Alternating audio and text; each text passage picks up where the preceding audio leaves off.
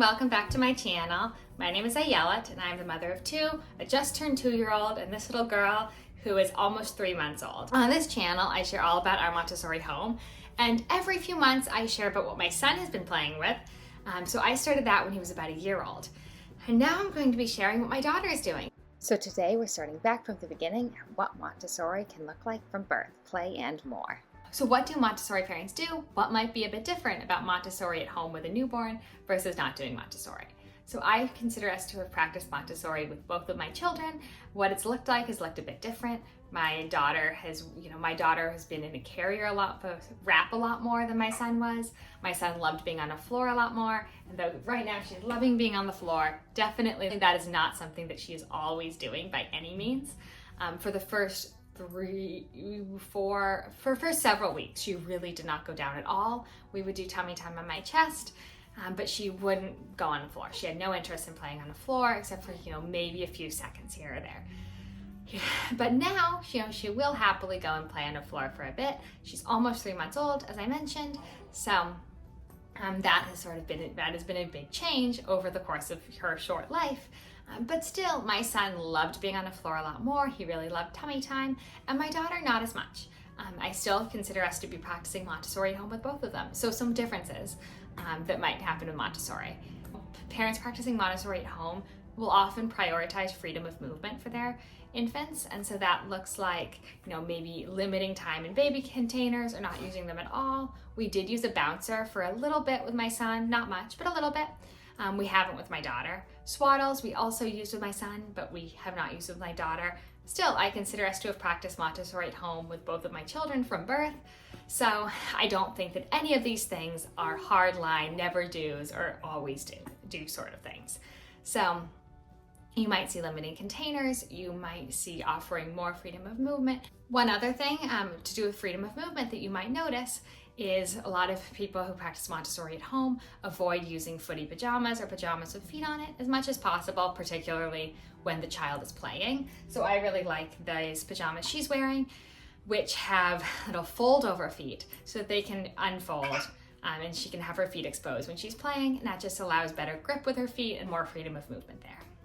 One thing that there is some controversy on regarding freedom of movement in Montessori is about tummy time. So in RIE, tummy time is something which is a different philosophy that you might have heard of. Janet Lansbury practices it, but it was started by someone named Magda Gerber.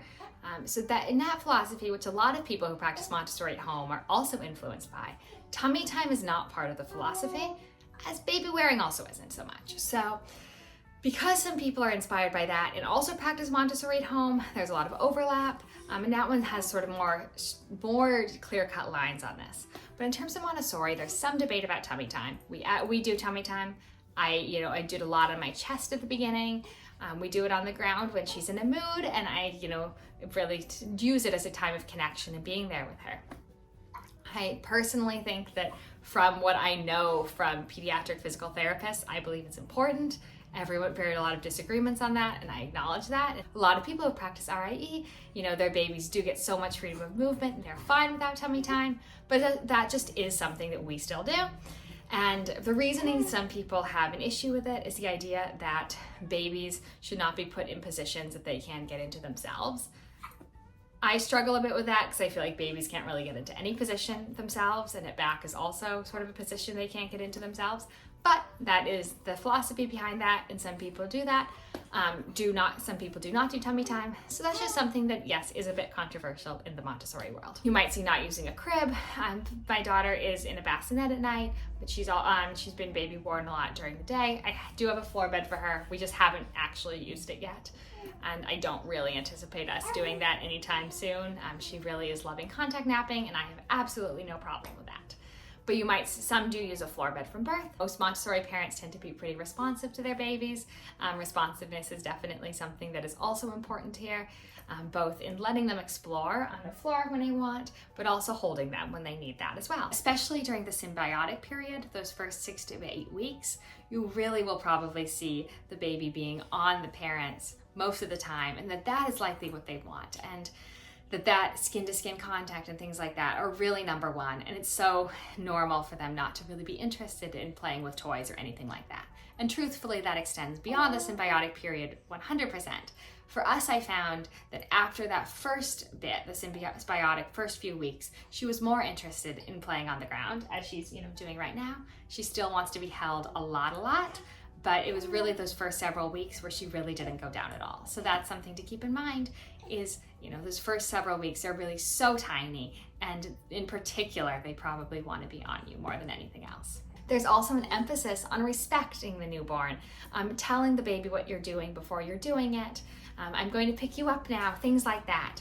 I'm just really having that culture of respect for the very small child from the beginning. Another thing to keep in mind with Montessori for newborns is the emphasis on respecting concentration. So not interrupting your child when they're concentrating, not taking a child who is watching something and immediately bringing them to go get their diaper changed, for example, but maybe waiting until they've broken their concentration and they're no longer looking at the item they're looking at. Also important to note that while there are these toys for newborns that I'm going to share that I consider Montessori aligned, that so much of what the newborn stage looks like is interacting with your baby, holding them close, doing skin to skin, looking in their eyes and chatting with them.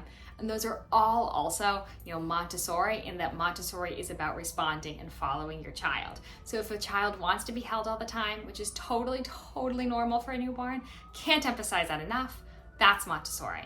That, looking into your baby's eyes and talking with them, that is completely Montessori as well. That is what much of our time together has looked like in the past 12 weeks. Has been a lot of just me having her on me and looking at her, looking in her eyes and cooing and making faces at her and interacting with her and talking with her. One thing that a lot of Montessori parents will do as well when talking to their baby is, yes, using parentese, but not so much not really using baby talk, using real words. One big emphasis Montessori had when she's talking about newborns and young infants was bringing them where the mother went. That could be any parent. She spoke about mother at the time, but bringing them into the larger culture. So she talked a lot about having the baby in certain cultures, they would have the baby on them, and how that was so wonderful for the language development of the baby, because babies are in a sensitive period for language in those first 3 years. And so while in the first year, it's really mostly absorption of language, that is so important. So important to absorb the language and the culture by just going out and being with them, being with the parents or being with whoever they're with out into the larger world. Instead of talking about doing that, instead of just having them lying in a stroller, that it can be great to have them able to sort of see more. Those are all things Montessori has spoken about in terms of newborns and infants, is just having them seeing the world and all of those sorts of things. What else might you see different with Montessori at home parents? Often an emphasis on having a rhythm versus a schedule. Again, as with everything, none of this is cut and dry, but many will choose to have more of a rhythm to their days versus having a strict schedule of when the baby's eating and sleeping. That's definitely what we do, is we are way more of rhythm people than we are schedule people. And with all of this, there are a lot of things that don't seem super different than other parenting, or maybe aren't different at all, and that's totally fine. I don't think that being Montessori at home with a newborn is necessarily so drastically different than any other sort of parenting, but these are just some things you might see with Montessori parents that they might do differently than other parents, or that they might consider to be Montessori at home with their newborn. So I'm going to jump right in with sharing some of what she's been playing with for the past 3 months. You can see behind me, this is my daughter's movement area. So there's a frame here with a mobile. I'm in a space below it and a mirror. I would say a mirror is probably the number one essential when it comes to preparing a Montessori space for a newborn or even for an older child. I mean, my son still uses mirrors all the time for self-care tasks and things like that. But for a newborn, a safe mirror at ground level is really a wonderful way to engage them and is an important part of a Montessori newborn movement area. Something you might notice in a lot of my videos is this thin pillow. It's referred to as a topponcino. It was created by Montessori and is used in Montessori spaces. It's simply that, a thin pillow that can be used for the baby as a resting place. I slept with it prior to her birth, so it got my smell on it, and it just provides a safe place if my son wants to hold her as well, or others want to hold her. It's a safe place for her to rest, and it helps also with me transitioning her to the ground, so we use it for under the mobile or for tummy time and for all sorts of things like that. It's a great Montessori product. So newborns absolutely do not need fancy toys. So simple is really better with newborns. I mean, a simple black and white card that just is, part black, part white, high contrast. That is something that can engage a newborn for a really, really long time. So newborn toys, absolutely, simple is better. They don't need to be complicated. All of these toys I'm sharing are all very simple.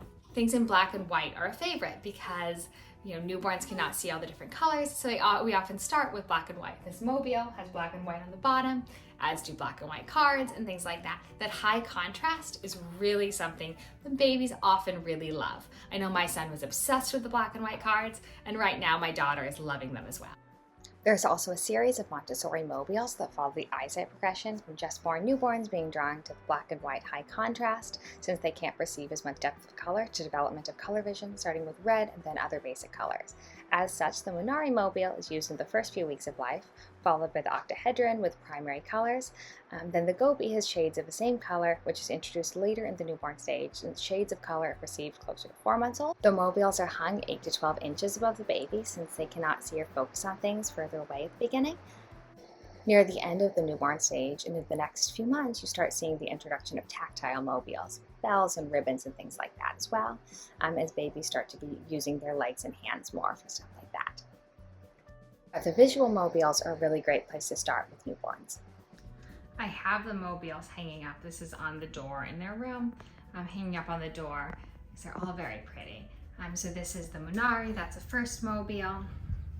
And that one's black and white, as I mentioned. Here we have octahedron with the primary colors. That's the second mobile. And then I have not yet introduced her to either of these. So the Gobi mobile, I probably should introduce her to soon. I'm sure she'd be interested in that. And that's sort of the next stage up. And then I'll introduce her to the dancers after that. Right now she's loving the mobile that's on her play gym, so I haven't felt the need to introduce either of those because she's been so interested in that one. One final newborn toy we just love are these little mirror balls, and they come in a set of different sizes. She's so engaged by them, and my son loves them as well. But I mentioned mirrors are a really important part of the Montessori newborn space, and this is sort of an extension of that, and we absolutely love them and highly recommend these for newborns as well.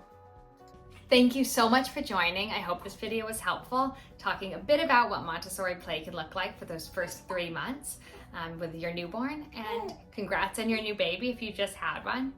So thank you so much for joining. If you liked this video, please hit the like button, comment any questions below, and subscribe for more about Montessori at home. Thank you.